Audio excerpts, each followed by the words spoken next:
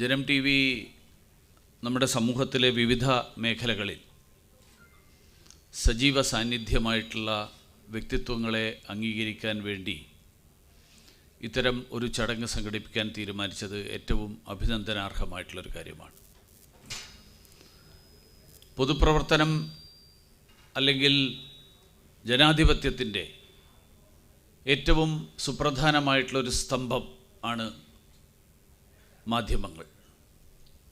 ആ മാധ്യമങ്ങൾക്ക് ജനാധിപത്യത്തിൻ്റെ നിലനിൽപ്പിൽ, ഒരു രാഷ്ട്രത്തിൻ്റെ നിലനിൽപ്പിൽ വളരെ നിർണായകമായിട്ടുള്ള പങ്ക് വഹിക്കാനുണ്ട്. ആ പങ്ക് വഹിക്കുമ്പോൾ അത് പൊതുസമൂഹത്തിൻ്റെ വിവിധ മേഖലകളിൽ നടന്നുകൊണ്ടിരിക്കുന്ന സംഭവ വികാസങ്ങളെ സൂക്ഷ്മമായി നിരീക്ഷിക്കുകയും അതിൽ അടയാളപ്പെടുത്തേണ്ടവ അടയാളപ്പെടുത്തുകയും അതിലൂടെ വഴികാട്ടികളായിട്ട് നമ്മുടെ മുന്നിൽ ആരൊക്കെയാണ് എന്ന് പൊതുസമൂഹത്തോട് സൂചിപ്പിക്കുകയും ചെയ്യുക എന്നുള്ളത് മാധ്യമപ്രവർത്തനത്തിൻ്റെ ധർമ്മമാണ് എന്ന് ഞാൻ വിശ്വസിക്കുകയാണ്. ആ മാധ്യമപ്രവർത്തനത്തിൻ്റെ ധർമ്മമാണ് ഈ പുരസ്കാര സമർപ്പണത്തിലൂടെ ജനം ടി വി നിർവഹിച്ചിരിക്കുന്നത് എന്നാണ് ഞാൻ വിലയിരുത്താൻ ആഗ്രഹിക്കുന്നത്. കേരളത്തിൻ്റെ രാഷ്ട്രീയ രംഗത്ത്, കേരളത്തിൻ്റെ പൊതുരംഗത്ത് വിവിധ മേഖലകളിൽ, ഭരണ മേഖലയിൽ, ഭരണേതരമായിട്ടുള്ള മേഖലകളിൽ, പൊതുപ്രവർത്തനത്തിൽ, സാഹിത്യത്തിൽ, സാഹിത്യ കലാ സാംസ്കാരിക വേദിയിൽ, വിദ്യാഭ്യാസ മേഖലയിൽ, ഈ മേഖലയിലൊക്കെ കഴിഞ്ഞ നിരവധി പതിറ്റാണ്ടുകൾ, ആ പതിറ്റാണ്ടുകളിൽ സ്തുത്യർഹമായിട്ടുള്ള സംഭാവനകൾ നൽകിയിട്ടുള്ള വ്യക്തിത്വങ്ങളെയാണ് ഇന്ന് ജനം ടി വി ഈ ജനനായകൻ പുരസ്കാരത്തിലൂടെ അംഗീകരിച്ചിരിക്കുന്നത്.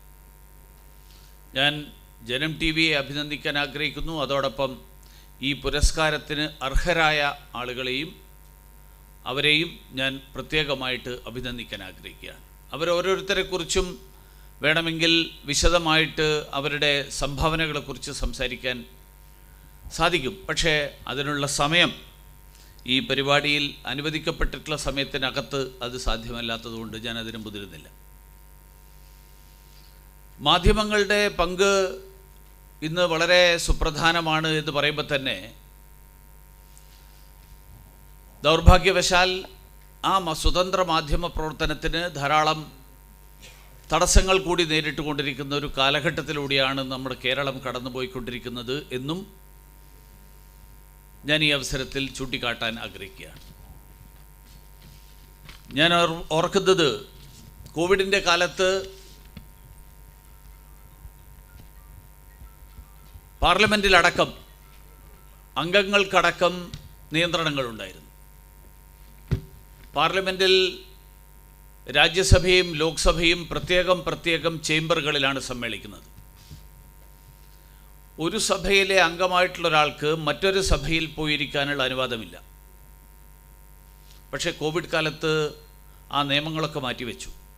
ആ നിയമങ്ങൾ മാറ്റിവെക്കാൻ വേണ്ടി സഭാ ചട്ടങ്ങളിലടക്കം ഭേദഗതി വരുത്തിക്കൊണ്ടാണ് ലോക്സഭാ സമ്മേളനം ലോക്സഭയും രാജ്യസഭയുടെയും ചേംബറുകളിൽ, അതിനു പുറമെ സന്ദർശകരുടെ ഗാലറികളിലടക്കം അംഗങ്ങൾക്കിരിക്കാം എന്നുള്ള ചട്ടം കൊണ്ടുവന്നുകൊണ്ടാണ് പാർലമെൻറ്റ് സമ്മേളനം നടന്നത്. ആ കാലഘട്ടത്തിൽ മാധ്യമപ്രവർത്തകർക്ക്, അതുകൊണ്ട് തന്നെ മാധ്യമപ്രവർത്തകരായിട്ടുള്ള ആളുകൾ സഭാ സമ്മേളനം റിപ്പോർട്ട് ചെയ്യാൻ നിയന്ത്രണങ്ങൾ ഏർപ്പെടുത്തിയിരുന്നു. ആകെ എത്താവുന്ന പ്രസ് ഗാലറിയിൽ ഇരിക്കാവുന്ന ആളുകളുടെ എണ്ണത്തിൽ ചില പരിമിതികൾ വരുത്തി.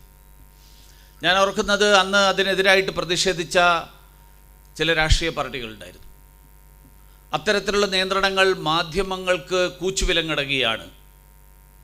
അങ്ങനെയുള്ള നിയന്ത്രണങ്ങൾ മാധ്യമ സ്വാതന്ത്ര്യത്തിൻ്റെ ഭീഷണിയാണ്.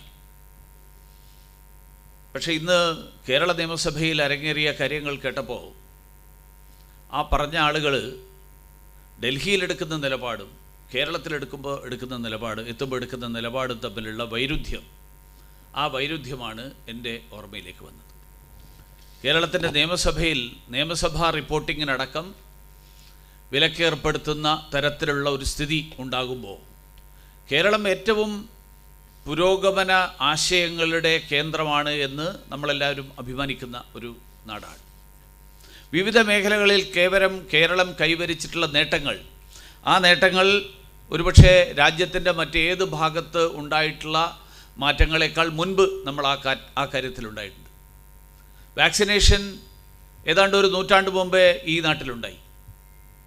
ലോകത്ത് മറ്റെവിടെയും അല്ലെങ്കിൽ ഇന്ത്യയിൽ മറ്റ് സംസ്ഥാനങ്ങളിലേക്ക് വരുന്നതിന് മുൻപ് കൊച്ചി തുറമുഖം അന്താരാഷ്ട്ര തലത്തിൽ കച്ചവടം നടത്താൻ വേണ്ടിയിട്ട് തിരുവിതാംകൂർ രാജാക്കന്മാർ മുൻകൈയെടുത്തുകൊണ്ടാണ് പണിതത് എന്ന് ഞാൻ കേട്ടിട്ടുണ്ട്. കൊച്ചി അന്ന് വേറെ രാജ്യമാണ്.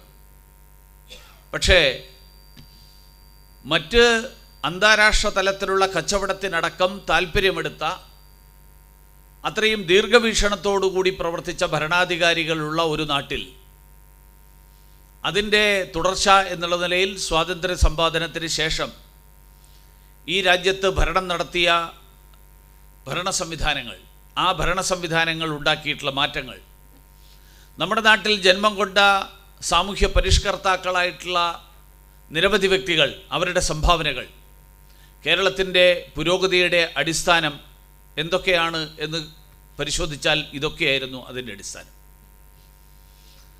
അങ്ങനെ കേരളം മുന്നോട്ട് പോകുന്നു എന്ന് നമ്മൾ അഭിമാനിക്കുമ്പോഴാണ് ആശയ സംവാദങ്ങളിൽ നിന്ന് ഒളിച്ചോടുന്ന ഒരു പ്രവണത കൂടി കേരളത്തിൽ നമ്മൾ കാണുന്നു. കേരളം എന്ന് പറയുന്നത് ഒരാശയത്തിൻ്റെ മാത്രം കേന്ദ്രമല്ല, പല ആശയങ്ങളുണ്ടാവും. ഞാൻ പറയുന്നതിനോടെല്ലാം നിങ്ങൾ യോജിക്കണമെന്നില്ല, നിങ്ങൾക്ക് വിയോജിക്കാം. അതിനുള്ള സ്വാതന്ത്ര്യമുണ്ട്. അതിനെ ചോദ്യം ചെയ്യാം, അതിനെ വിമർശിക്കാം, അതിനെ കുറ്റപ്പെടുത്താം. അത് ആണ് ജനാധിപത്യത്തിൻ്റെ അന്തസത്ത. ആ ആശയ സംവാദം എന്നുള്ളത് വ്യത്യസ്ത അഭിപ്രായങ്ങളുള്ള ആളുകൾ ഒരുമിച്ച് വരികയും അവരവരുടെ അഭിപ്രായങ്ങൾ തുറന്നു പറയാനുള്ള അവസരമുണ്ടാവുകയും ആ അഭിപ്രായങ്ങൾ ഖണ്ഡിക്കാനുള്ള സ്വാതന്ത്ര്യമുണ്ടാവുകയും. ഇന്നലെ ഞാൻ തൃശ്ശൂരിൽ ചേംബർ ഓഫ് കോമേഴ്സിൻ്റെ ചേംബർ ദിനാഘോഷമായിരുന്നു. എൻ്റെ കൂടെ വേദി പങ്കിടാൻ തൃശ്ശൂരിലെ പാർലമെൻറ്റ് അംഗം ശ്രീ TN പ്രതാപൻ ഉണ്ടായിരുന്നു. തൃശ്ശൂരിലെ നിയമസഭാംഗം ബാലചന്ദ്രൻ ഉണ്ടായിരുന്നു. കോൺഗ്രസിൻ്റെയും CPIയുടെയും പ്രതിനിധികളാണ്. ഞാൻ പറഞ്ഞ അഭിപ്രായങ്ങളോട് വിയോജിപ്പുള്ള കാര്യങ്ങൾ പ്രതാപൻ അവിടെ സൂചിപ്പിച്ചു. ഞാൻ പറഞ്ഞതിനോട് അഭിപ്രായ വ്യത്യാസമുള്ള കാര്യങ്ങൾ ബാലേന്ദ്രൻ സൂചിപ്പിച്ചു. അവർ പറഞ്ഞ അഭിപ്രായങ്ങളിലെ പോരായ്മകൾ ഞാൻ തിരിച്ചും സൂചിപ്പിച്ചു. പക്ഷേ ഒരേ വേദി പങ്കിട്ടു. അപ്പോൾ ഒരു വേദിയിൽ വ്യത്യസ്തമായിട്ടുള്ള അഭിപ്രായങ്ങൾ തുറന്നു പറയാനും അത് പരസ്പരം പ്രകടിപ്പിക്കാനും ആ അഭിപ്രായം പ്രകടമാക്കാനുള്ള അല്ലെങ്കിൽ അതിനെ ഖണ്ഡിക്കാനുമൊക്കെയുള്ള സ്വാതന്ത്ര്യം, അതാണ് പരിഷ്കൃത സമൂഹം. അല്ലെങ്കിൽ നമ്മൾ പഴയ കാടൻ സംവിധാനത്തിലേക്കാണ് തിരിച്ചു പോകുക. ഒന്നുകിൽ അതിൽ നിന്ന് അതിന് തയ്യാറാകാതെ ആശയത്തിൻ്റെ വാക്കുകളിലൂടെ